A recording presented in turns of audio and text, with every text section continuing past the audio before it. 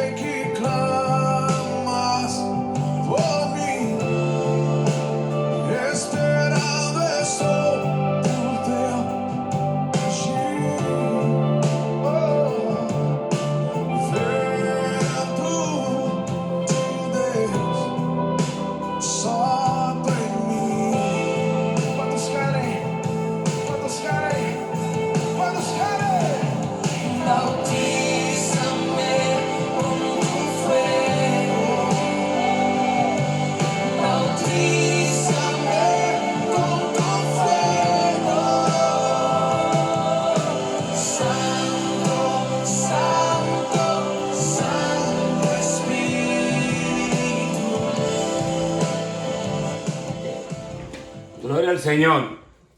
He sentido de parte del Señor que nosotros estudiemos el libro de los Hechos. Amén, gloria al Señor. He venido debatiendo esto y queríamos empezar con el libro de Efesios. Pero yo pienso que nosotros nos vamos a beneficiar más si nosotros empezamos cuando empieza la iglesia, el comienzo de la iglesia primitiva, el derramamiento del Espíritu Santo, y todo lo que el Señor estaba haciendo a través de los apóstoles. Porque hoy más que nunca, yo pienso que nosotros debemos estar muy familiarizados con el acontecimiento del libro de los Hechos. Lo que el Señor, el mandato de parte del Señor en su ascensión, y cómo el Espíritu Santo de Dios se venía moviendo con los apóstoles. Amén. Entonces ya cuando nosotros conocemos un poco mejor el libro de los Hechos, se nos va a hacer un poquitico mucho más fácil nosotros entrar en las cartas apostólicas, porque vamos a ver el trasfondo histórico bajo el cual fue escrita la carta. O sea, sé que vamos a ver nosotros las luchas que tuvo el apóstol Pedro, la lucha que tuvo el apóstol Pablo y los demás apóstoles concerniente a la iglesia. Entonces, si nosotros conocemos y vamos a ir tratando, tenemos el tiempo que tenemos son 45 minutos, pero si no podemos terminar hoy, seguimos donde terminamos. Entonces, que no debemos de dar la clase como apresuradamente, sino para que nosotros entendamos verdaderamente sobre el libro de los Hechos. Muchos de los hermanos, muchos de ustedes ya conocen en parte, yo conozco bastante el libro de los Hechos, le he enseñado anteriormente, pero nunca está de más que nosotros entremos en estos estudios, pues vamos a conocer un poquitico mejor. Y cada vez que compartimos la Sagrada Escritura, el Señor nos amplía un poquitico más el conocimiento. Amén, gloria al Señor. Así que yo voy a leer el libro de los Hechos y acordémonos, voy a leer el capítulo 1, como del 1 al 8. Entonces vamos a tratar de plantar un poco el trasfondo histórico de quién escribió el libro y cosas así. Casi siempre cuando empezamos un libro, el comienzo casi siempre tiende a ser un poquitico, no voy a decir aburrido, porque es que estamos tratando de plantar un trasfondo histórico y llevamos el estudio un poco más lento. Ya luego que nosotros tenemos todo esto establecido, seguimos la secuencia del libro. Y le debo saber, yo sé que nos vamos a gozar con este estudio, pues obviamente el libro de los Hechos plantea el fundamento de la iglesia primitiva. Amén, gloria al Señor.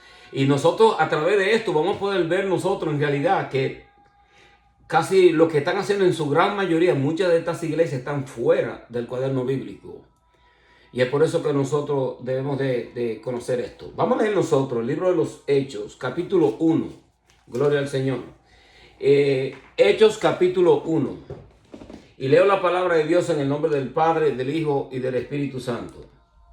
Dice: en el primer tratado, oh Teófilo, hablé acerca de todas las cosas que Jesús comenzó a hacer y a enseñar, hasta el día en que fue recibido arriba, después de haber dado mandamientos por el Espíritu Santo a los apóstoles que había escogido, a quienes también después de haber padecido, se presentó vivo con muchas pruebas indubitables, apareciéndosele durante 40 días y hablándole acerca del reino de Dios.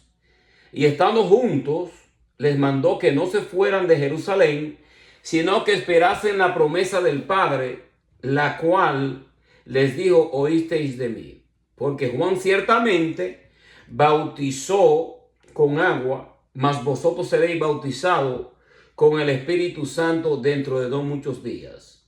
Entonces los que se habían unido le preguntaron diciendo: Señor, ¿restaurará el reino de Israel en este tiempo? Y les dijo: no os toca a vosotros saber los tiempos o las sazones que el Padre puso en su sola potestad. Pero recibiréis poder cuando haya venido sobre vosotros el Espíritu Santo, y me seréis testigos en Jerusalén, en toda Judea, en Samaria y hasta lo último de la tierra. Padre, en el nombre de Jesús de Nazaret, Señor, te damos las gracias nuevamente por permitirnos compartir la Sagrada Escritura a través de este medio. Reconociendo, Señor, que sin la presencia de tu Espíritu Santo nosotros no podemos compartir la palabra, pues no careceremos, Señor, del conocimiento que solamente tú nos puedes dar. Te damos a ti, Señor, la gloria y la honra en el nombre de Jesús de Nazaret. Amén. Gloria al Señor. Ahora, el escritor del libro de los Hechos es Lucas. Lucas, ¿ok? Él es el autor también del tercer evangelio de los Hechos de los Apóstoles. Y él está escribiendo el libro de los Hechos a un tal Teófilo.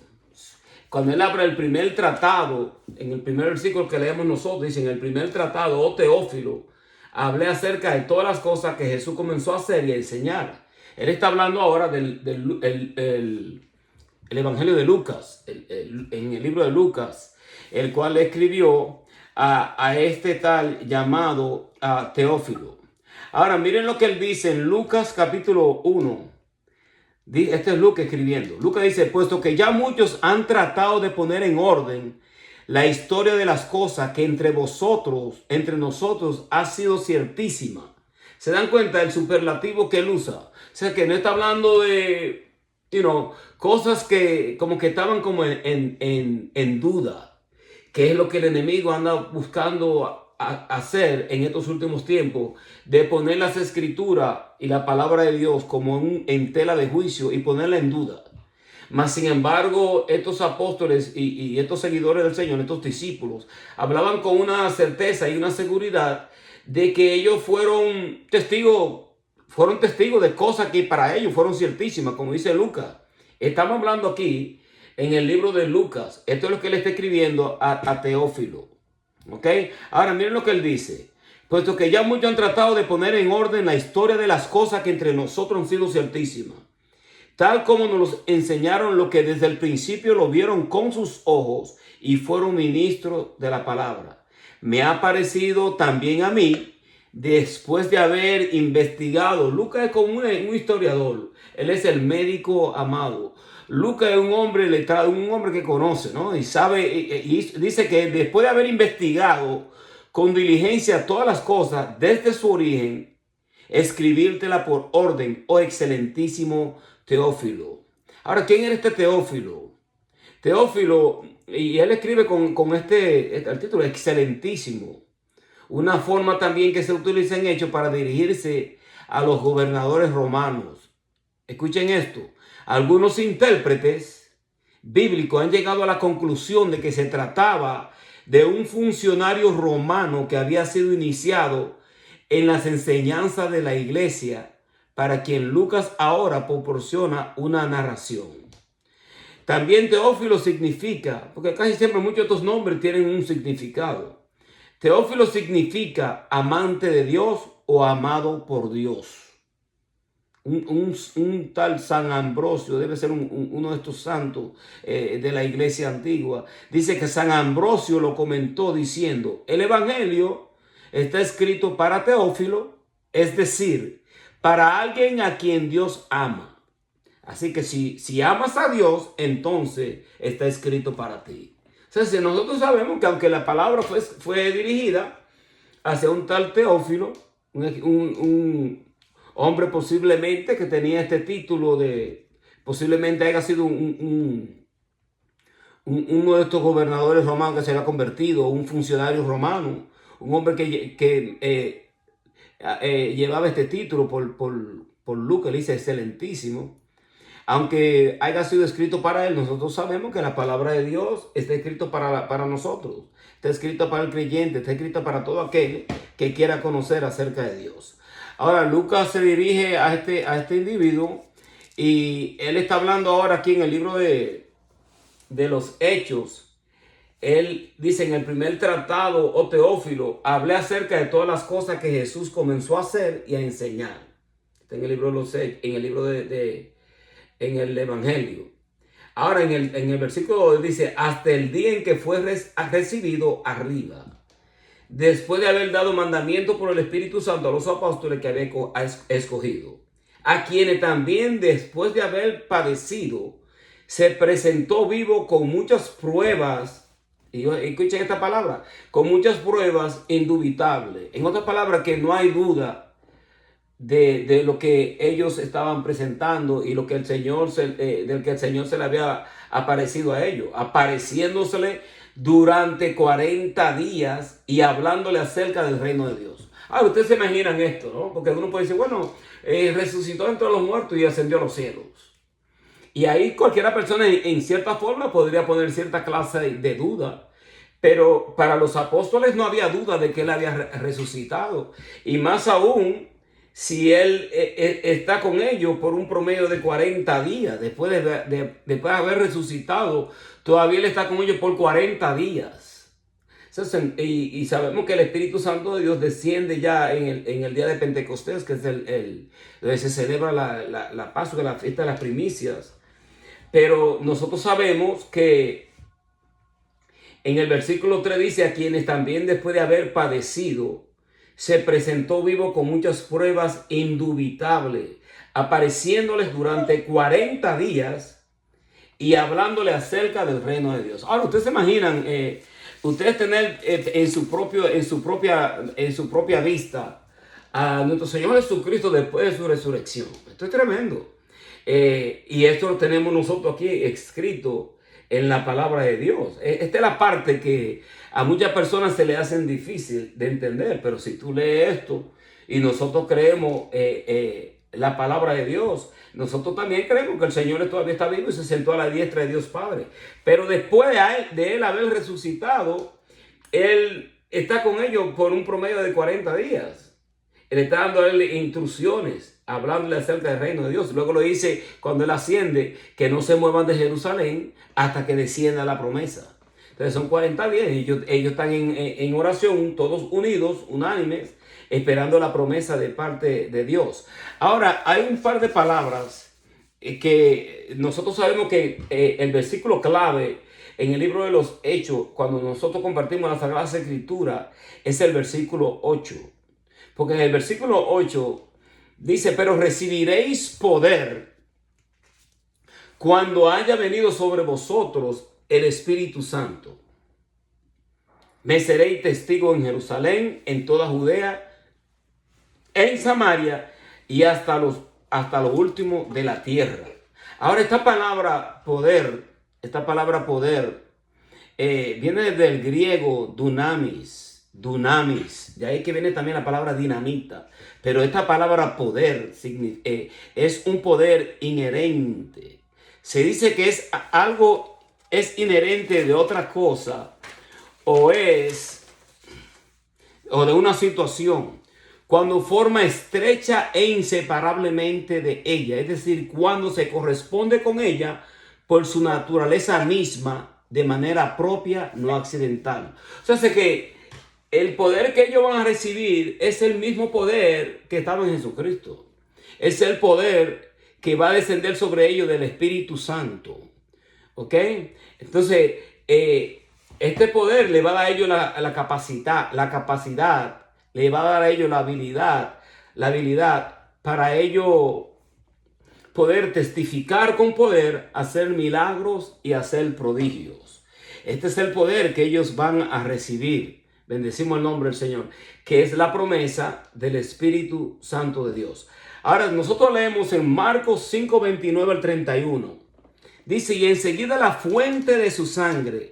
Esto es en el tiempo cuando esta mujer que estaba padeciendo del flujo de sangre se acercó al Señor y tocó su manto. ¿Ok? Dice, enseguida la fuente de su sangre se secó y sintió en el cuerpo que estaba sana de aquel azote.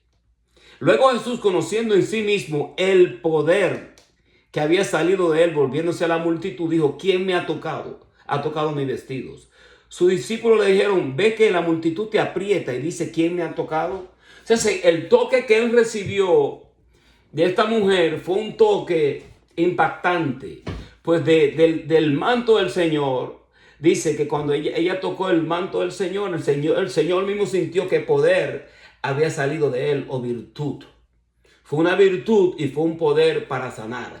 Es el mismo poder que ellos ahora van a recibir de parte de Dios cuando el Señor ascienda a los cielos y venga la promesa del Espíritu Santo. Esta es la palabra dunamis. Es el poder que Dios le va a dar a ellos para hacer milagros, prodigios. Obviamente sabemos que este poder ellos lo reciben de parte de nuestro Señor Jesucristo, obviamente, pero el Espíritu Santo le va a impartir a ellos este poder y esta habilidad para ellos, y esta capacidad para ellos hablar palabras, para ellos poder poner la mano sobre los enfermos y ellos sanarán, para ellos poder ser testigos y poder padecer la persecución sin temor.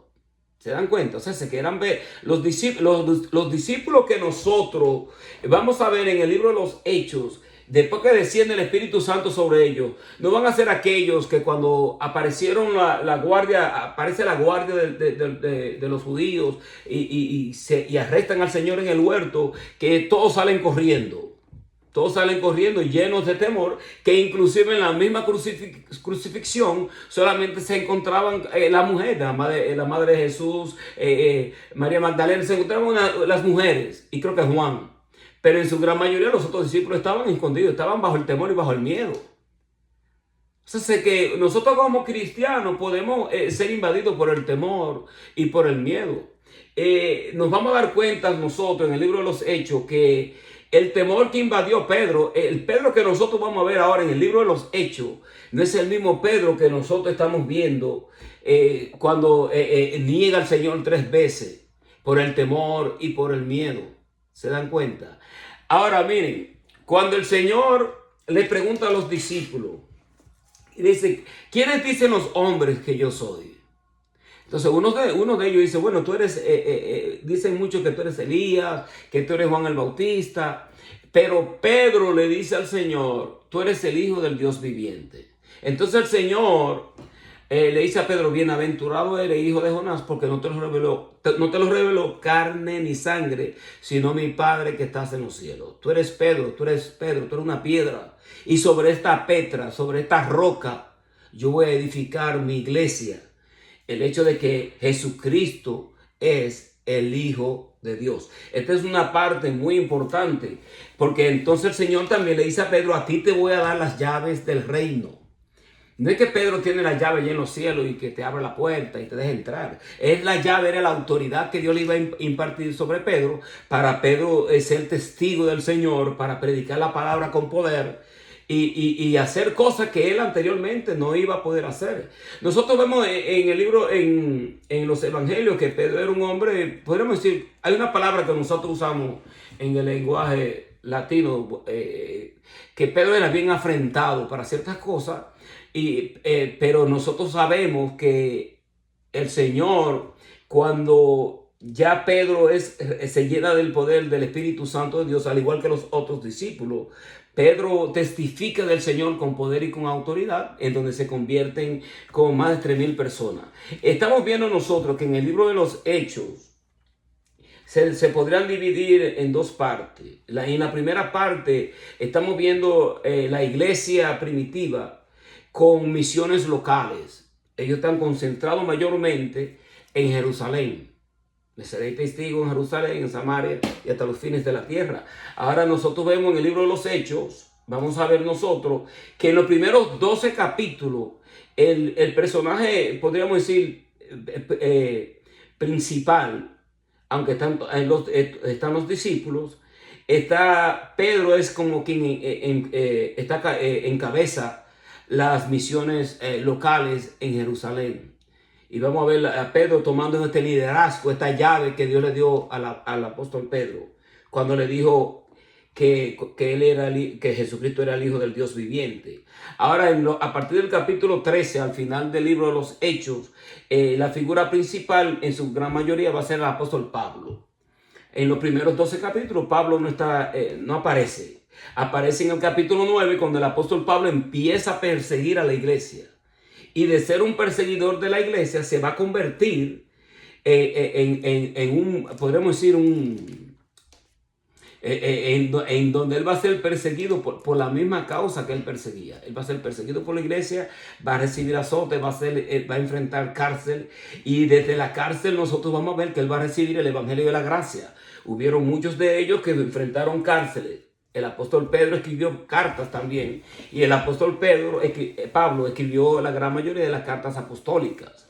Ahora, lo importante de este libro de los Hechos es que nosotros vamos a darnos cuenta.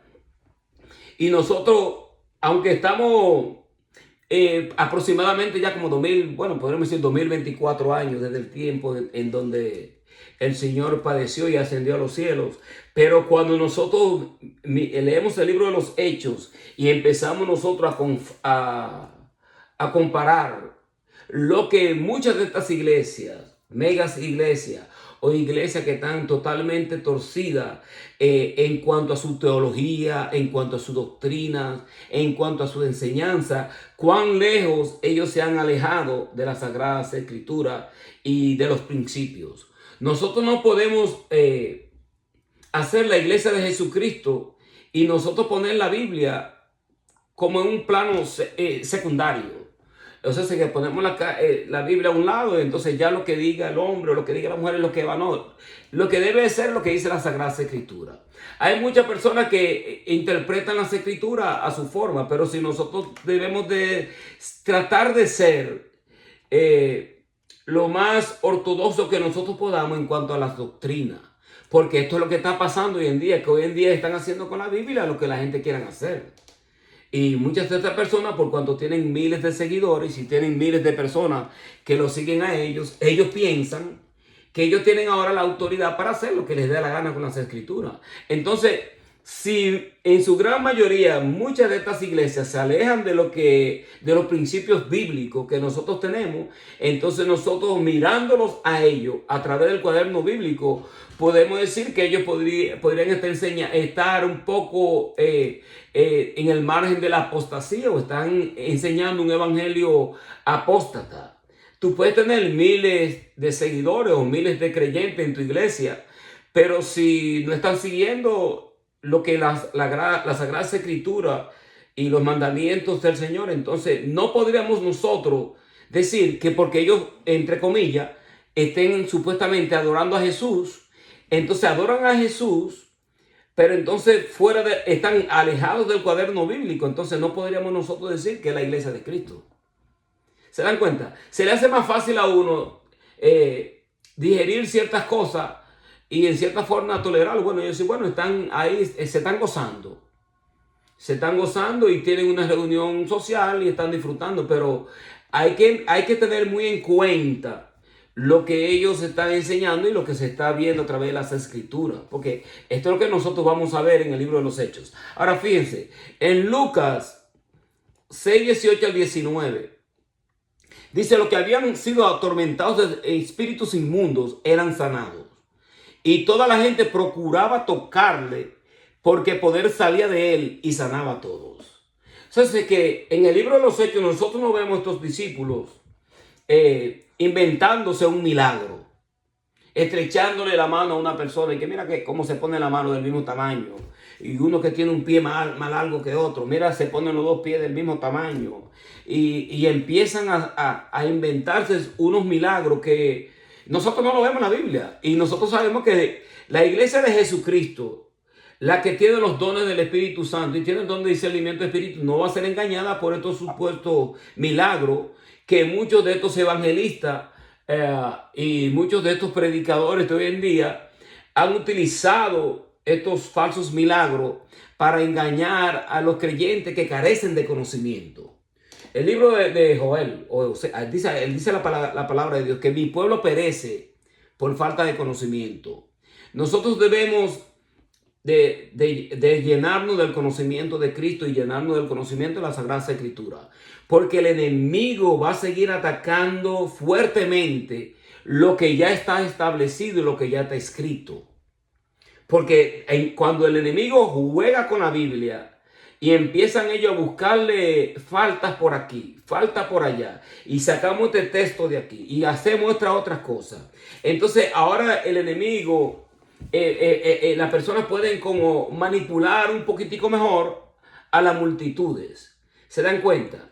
Que inclusive muchos de ellos ni siquiera quieren hablar del libro de los Hechos, porque ellos dicen, bueno, pero el libro de los Hechos ya el Espíritu Santo descendió y eso fue ya una vez y ya eso fue en esa parte de la historia y esa profecía se cumplió. Entonces, ¿qué hacemos nosotros con esto? Porque este es el ejemplo que nosotros tenemos aquí. Y para yo seguir un ejemplo de una iglesia que está totalmente fuera del cuaderno bíblico, yo prefiero seguir lo que está escrito aquí. Vamos a ser sinceros.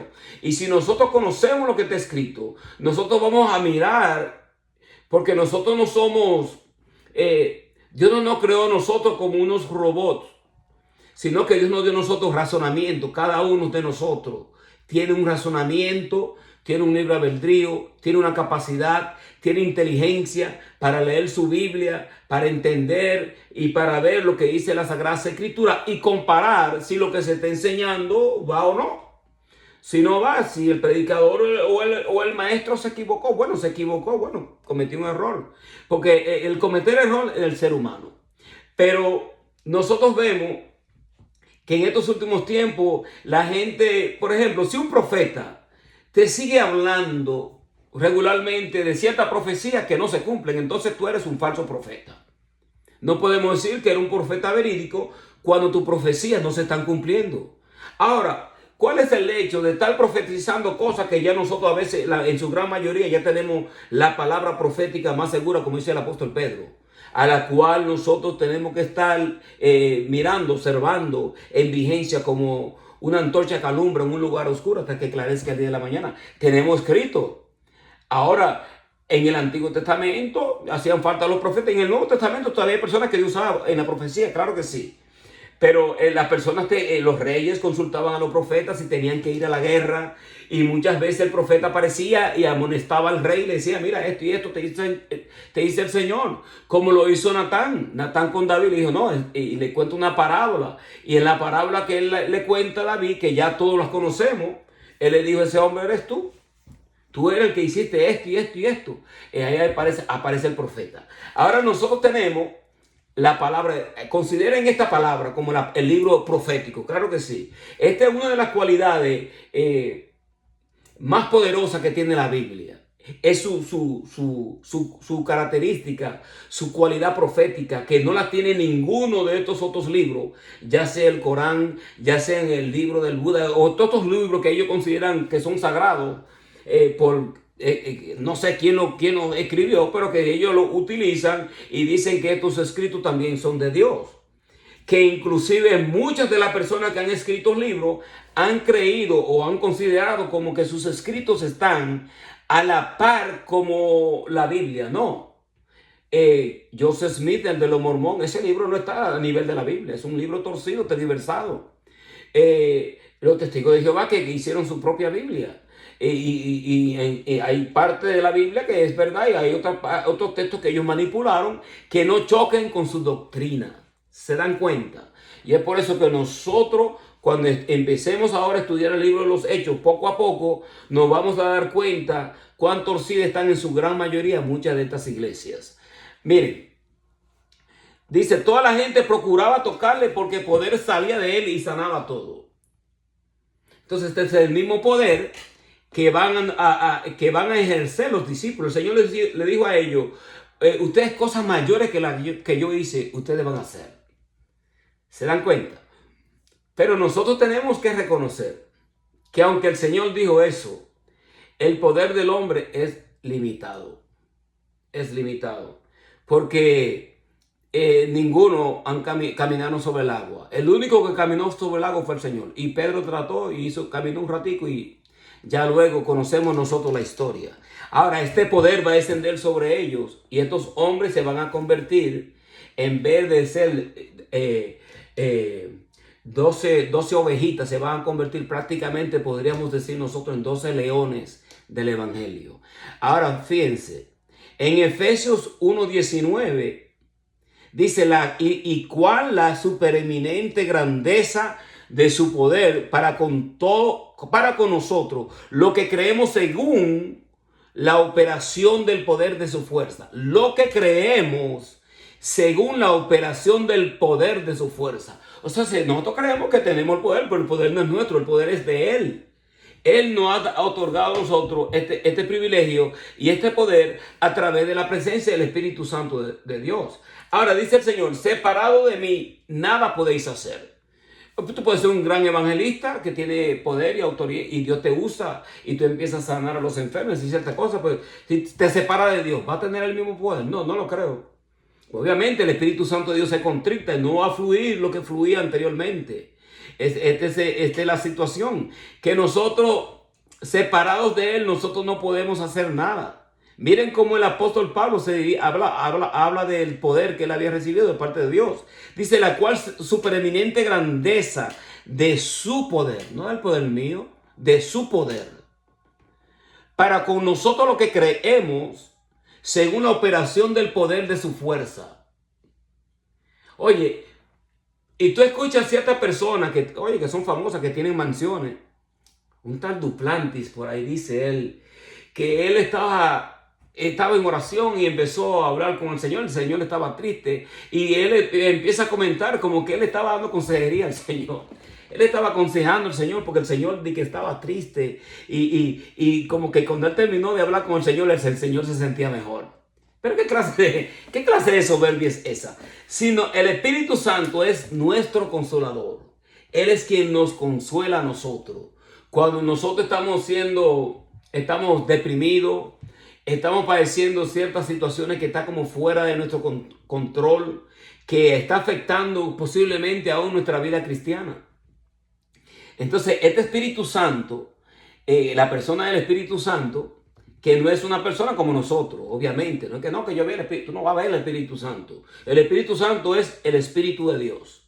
El Espíritu Santo es persona en el sentido de que Él tiene inteligencia, sabiduría, voluntad. Él habla, se comunica. O sea, antes del Señor ascender a los cielos y de Él morir en la cruz de Calvario y resucitar, el Espíritu Santo podía descender sobre una persona y la persona podía profetizar y hablar.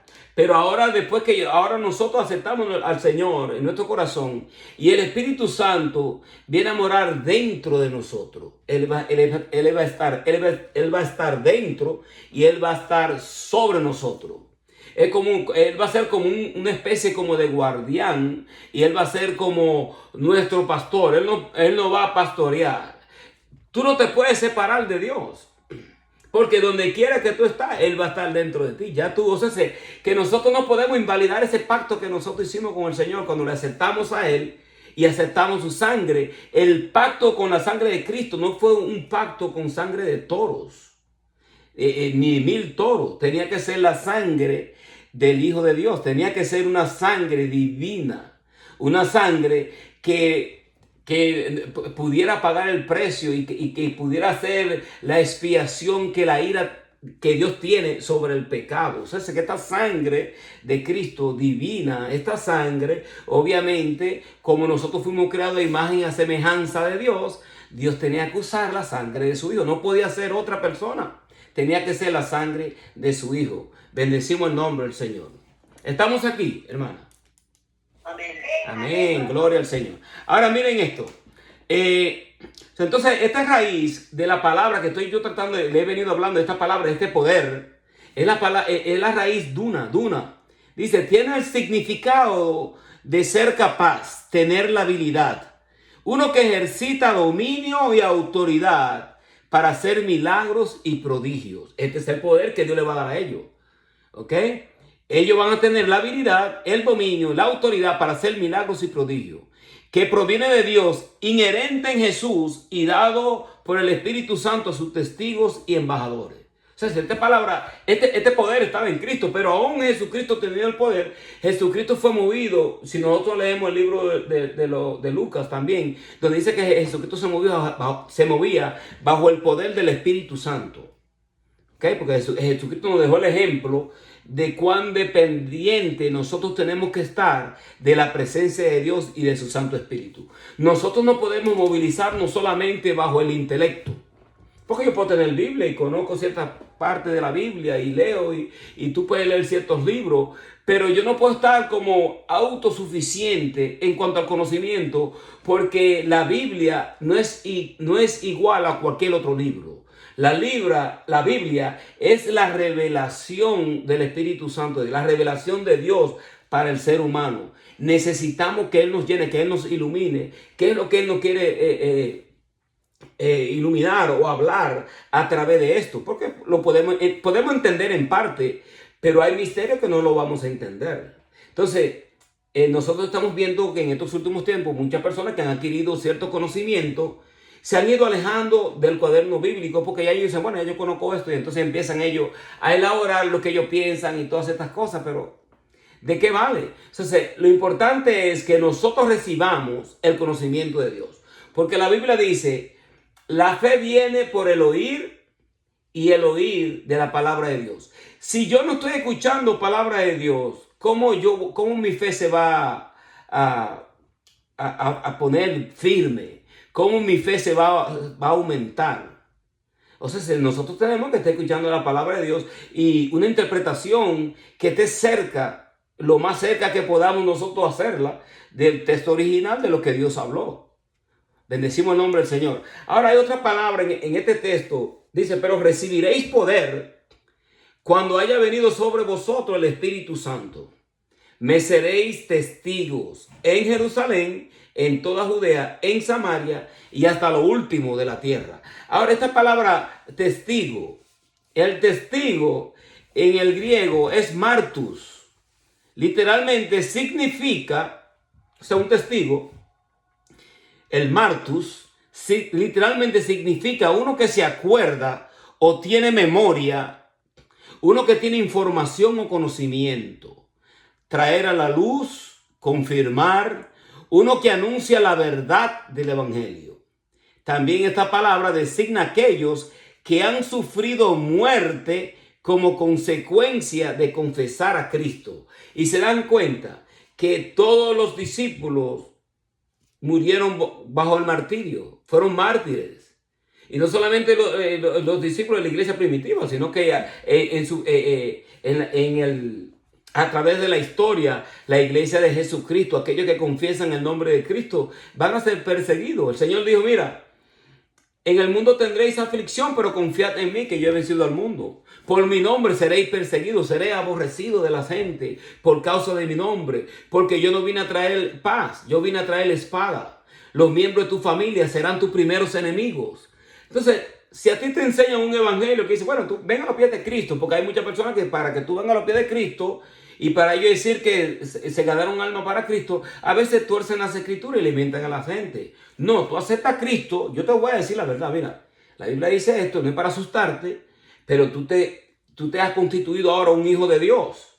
Ahora tú vas a tener también un enemigo personal, se llama el diablo.